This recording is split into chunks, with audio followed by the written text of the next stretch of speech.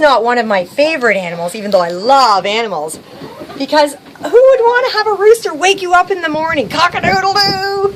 We used to have a alarm clock, and it had a rooster on it. It was a cornflakes rooster. Maybe you've seen that. But anyways, Truth for Today by Mrs. B. When Peter saw one of these animals, it would be a sickening feeling in him. It would remind him of something very sad in his life. Well, I get ahead of myself. Let's back up.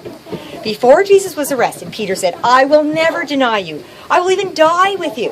And here's Peter. He's going off, or here's Jesus. He's going off to be arrested. And Peter's following him kind of from afar off. And someone comes right up to him and said to him, "I think I know you. I think you're one of Jesus' disciples." And he said, "No, I'm not." And then the next person came up to him. "I think I know you. You were one of Jesus' disciples." And once again, he denied Jesus flat out. Maybe someone says to you one day, "I think I saw you in church. I think you're a Christian. What are you doing that for? What are you watching that for?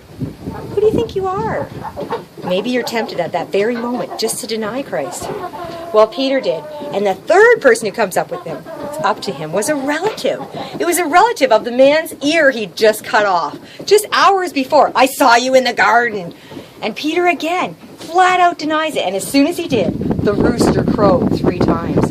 And Peter must have just felt sick inside. But you know, there was 2 people who had really betrayed Jesus. There was Judas and Peter. And Judas, when he betrayed Jesus, he just said, "That's it. I'll never be forgiven." And he went and hung himself up like a chicken. And hung himself. But Peter didn't.